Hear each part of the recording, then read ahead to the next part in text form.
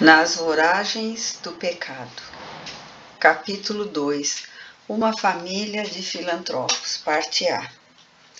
No extremo nordeste da França, às margens do Baixo Reno e muito próximo de terras da velha e sugestiva Alemanha, existia uma antiga família de autênticos nobres, os quais, segundo os próprios pergaminhos comprovavam, descendiam de um fidalgo francês de origem alemã por linha materna, co-participante das primeiras cruzadas, um certo cavaleiro da fé que para a Terra Santa marchara à frente de pequeno exército por ele próprio organizado, o conde Felipe Carlos Eduardo de Bretencourt.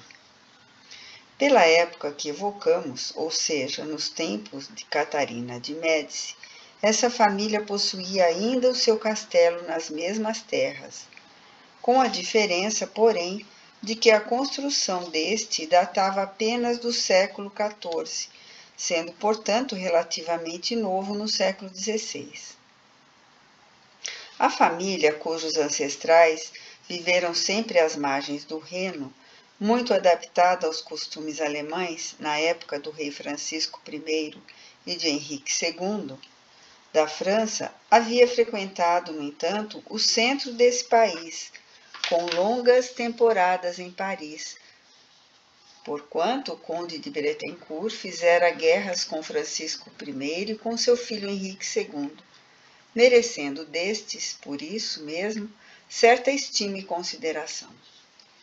Com a morte de Francisco, porém, e principalmente com a tragédia de Henrique nos exercícios de um torneio, a família desaparecera da sociedade parisiense, encerrando-se em suas terras das fronteiras renanas.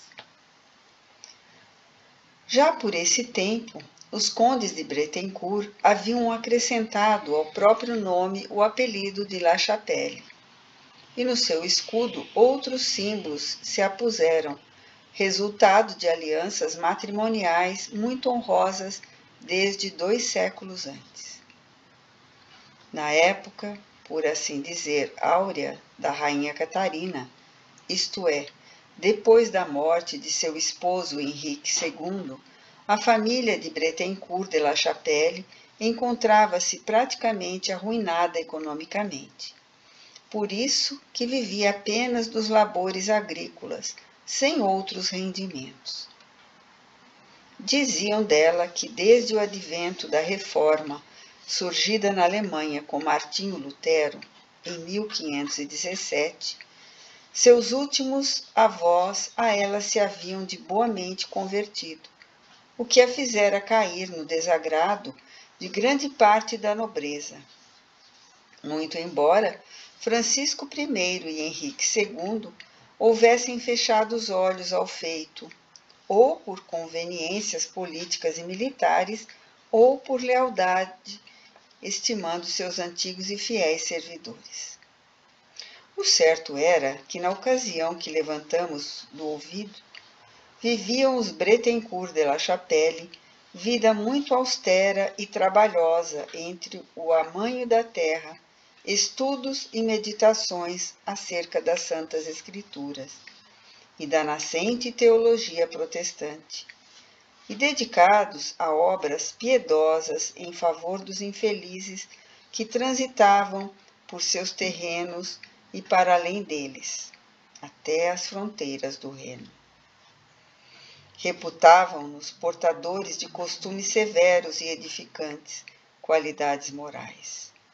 Seus jovens militares haviam deposto as armas, dispensando-se dos serviços do rei, a fim de evitarem os assassínios nas guerras, procurando assim honrar o 5º mandamento da lei, preferindo às batalhas o uso do arado, sendo as suas mulheres dignas e virtuosas a toda prova.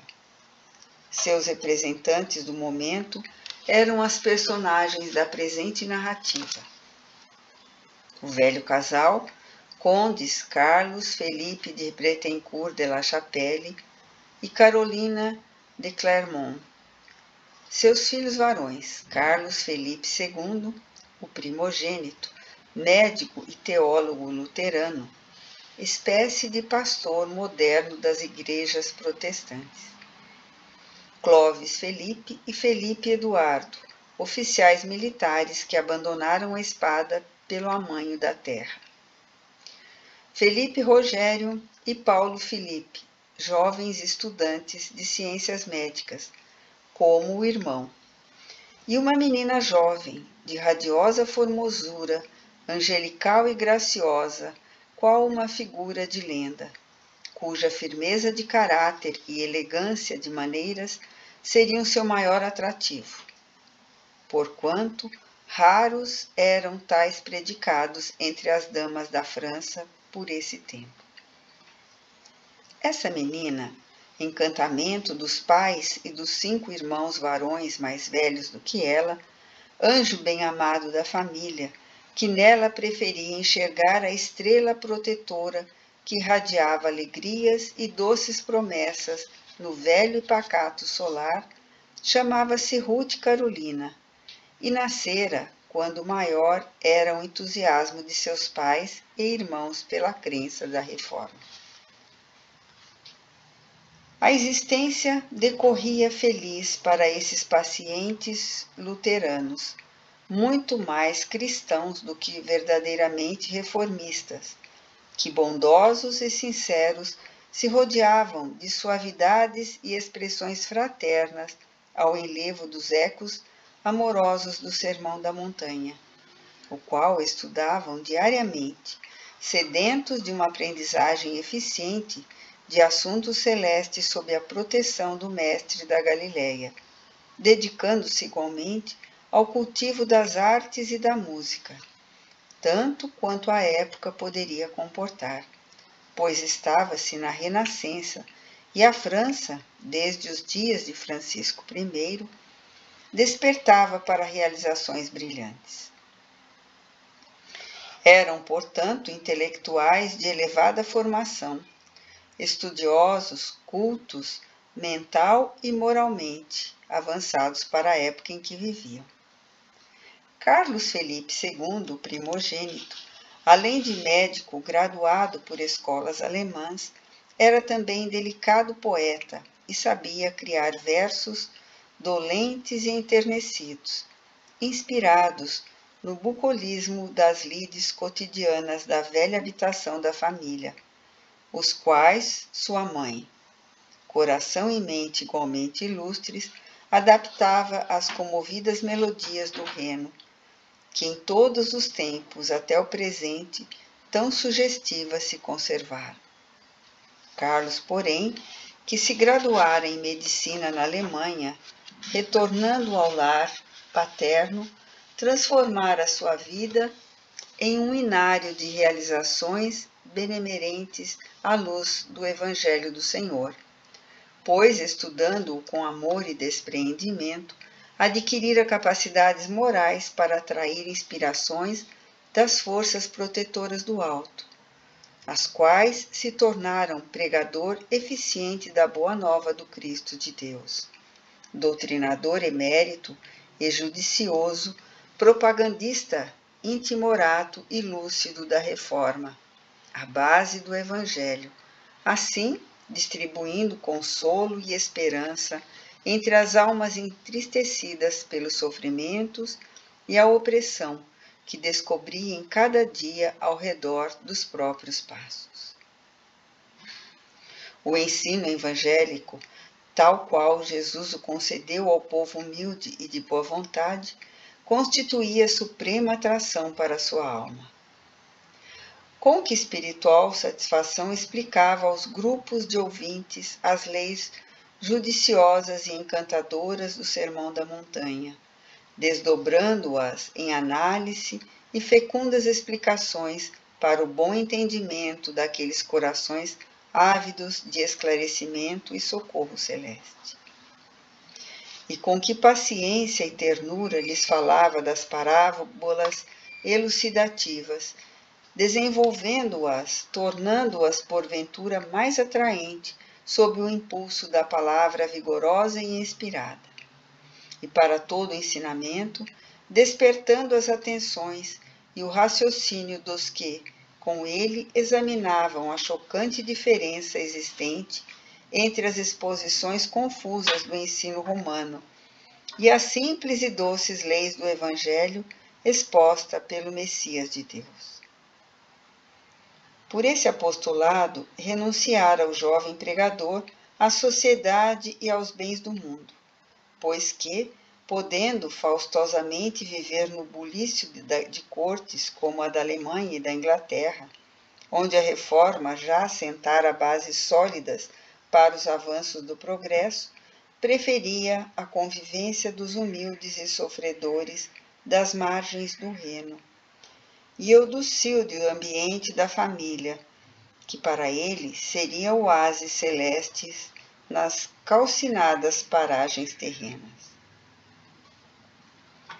Viam-no assim, frequentemente acompanhado do pai, visitando as aldeias e lugarejos pobres do Reno, à procura de enfermos do corpo e de sofredores do espírito, a fim de lhes suavizar as amarguras com as atenções de médico e as solicitudes de evangelizador, como pastor e pregador que era do testamento do Divino Mestre.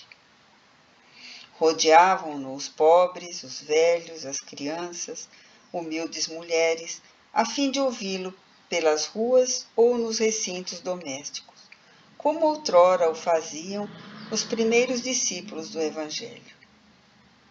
Então lhes falava daquilo que jamais fora franqueado a um aprendizado eficiente para o povo, isto é, da personalidade real e não lendária do Redentor dos homens, de sua doutrina de amor e de esperança, de suas teses e sentenças edificantes, as quais descedentavam aqueles corações contristados pelos infortúnios, apresentando-lhes um mundo novo a conquistar por meio da observância e prática de tão enaltecedoras quanto sublimes lições. A par disso, eis a numerosa família dos Filipes, distribuindo entre os pequenos e pobres da região o que as suas searas produziam, além do necessário equilíbrio para da mansão, pois as colheitas dos campos agrícolas dos Bretencourt de la Chapelle eram famosas pela abundância dos seus produtos, colheitas que cresciam de ano para ano, quais bênçãos dadivosas dos céus, explodindo do seio da terra cultivada, como se o Criador desejasse premiá-los pela dedicação ao trabalho e ao bem para com que os que nada tinham. Seus tributários, considerados homens livres, mas não eram que colonos judiciosamente recompensados pelos serviços prestados ao patrimônio. E não raro o próprio chefe do solar, o velho conde Filipe, com um ou outro dos filhos, lá estava no campo ou nas oficinas, nos apriscos ou nos moinhos, colaborando com os servos, animando-os com seu valor pessoal ou ensinando-lhes novos métodos de trabalho trazido da Alemanha ou da distante Inglaterra, sempre mais progressistas do que a Renânia pobre e pacata. Os servos domésticos, por sua vez, considerados mais como amigo do que como meros serviçais, eram admitidos à mesa das refeições comuns da família. E era belo e cristão, recordando os primeiros tempos da fraternidade apostólica. Contemplar o conde Filipe à cabeceira da grande mesa, com a esposa, os filhos à direita e à esquerda, em escala decrescente, as noras e os netos, e depois os servos, todos irmanados na oração da mesa, quando se rendia graças ao Criador pela abundância que desfrutavam, sob a perfeita comunhão de sentimentos e ideais. Pelos casais, herdades e castelos, até para além do Reno, era o jovem teólogo huguenote requisitado com instâncias para exercer seus mandatos de médico e missionário evangélico. E lá se ia, cavalgando a sós, com o pajem jovem e fiel Gregório, levando como única arma o livro precioso, a Bíblia, onde novos horizontes e prometedores se revelavam nos entendimentos humanos e como defensores dos instrumentos da medicina de então. Por isso mesmo, ao seu redor, cresciam os adeptos do Evangelho, decrescia o fanatismo romano, a luz das Escrituras se difundia pelos recantos mais distantes do Reno, pelas choupanas e pelos palácios. Os corações vencidos pela indiferença da fé, sem apoio sólido, eram revigorados pelos brados de uma nova esperança. As almas abatidas pelas misérias e injustiças humanas sentiam novos vigores, impelindo-as ao triunfo, porque a personalidade augusta do Nazareno melhor se apresentava aos seus raciocínios e à sua confiança. O analfabetismo desaparecia, arrastando seu triste cortejo de ignorância para ceder lugar ao estudo e à meditação. Um ressurgimento impetuoso acendia coragem, nova em cada personalidade. Impunha-se o trabalho como sacrossanto dever. Surgia a aurora do progresso. Amado e respeitado como um segundo pai, Carlos Felipe se impunha à própria família, especialmente pelo trato afetivo que concedia aos seus. Nutria, porém, pela irmãzinha menor, extremos de verdadeiro pai. Nem mesmo procurava ocultar dos demais irmãos, todos varões, a predileção sublime que, antes de agastar aqueles corações também interessados nos seus afetos, os edificava sobremodo. Educava ele a irmã com esmero e vigilância, dignos de um consciencioso mestre. Ensinara-lhe desde os primeiros passos pelos imensos corredores do castelo, o balbucio das primeiras palavras até as letras e a música, e ingressava num curso todo cuidadoso sobre as escrituras, quando as forças do destino se interpuseram entre ele e os gratos sonhos relativos à pessoa da irmã. Quisera, no entanto, dela fazer um modelo de cristalinas prendas, um padrão de virtudes e belezas morais, e não regateava esforços para que tais aspirações se convertessem em triunfantes realidades. Por sua vez, Ruth Carolina amava e respeitava o irmão como a seu próprio pai, a ambos confundindo no mesmo hausto de afetos de seu coração. Curvava-se submissa às exigências de Carlos a seu respeito e gloriava-se risonha e feliz, sempre que uma lição bem assimilada, um trabalho perfeitamente executado, uma canção entoada com graça, obtinham daquele mestre querido um aceno de louvor ou um beijo de sincero aplauso. Ruth era, com efeito, o anjo do lar, o encantamento da nobre família de La Chapelle. As cunhadas queriam-lhe como os próprios filhos. Estes, por sua vez, adoravam-na, pois que, bondosa e folgazã, divertia-os frequentemente em correrias loucas pelos terraços e corredores da grande habitação. Ou lhes embalava os berços pequeninos ao som de dolentes nênias, em que sua boca dir-se-iam melopéias angélicas adormecendo querubins. Pelas tardes dos domingos, estando a casa repleta de visita e de colonos das imediações e do próprio solar, interessados todos no conhecimento das Escrituras Santas à luz da Reforma, após o dever sacrossanto do culto doméstico, no qual as mais belas lições de fé e de moral eram estudadas pelo jovem pregador, secundado pelo pai, retirava-se a família para outra dependência a fim de homenagear e distrair seus hóspedes. Então, Carlos Felipe, desejando comprovar os progressos da educação social fornecida à irmã, apresentava-a aos próprios familiares, aos servos e vizinhos que os visitassem, qual se o fizesse numa sala de teatro ou numa recepção custosa. Ruth Carolina cantava então qual menestrel celeste ao som da cítara, ou de pequena harpa, as belas canções escritas pelo mano querido e adaptadas às dolentes melodias do Reno, sugestivas e apaixonadas.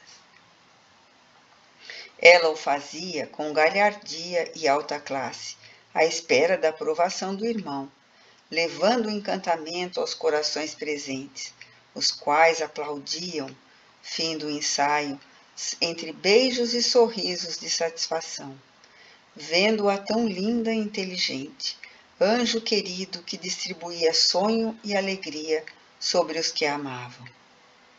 De outro modo, pretendendo consorciá-la com um jovem príncipe alemão, educavam-na para viver na corte alemã, que sabiam seleta, exigente, severa.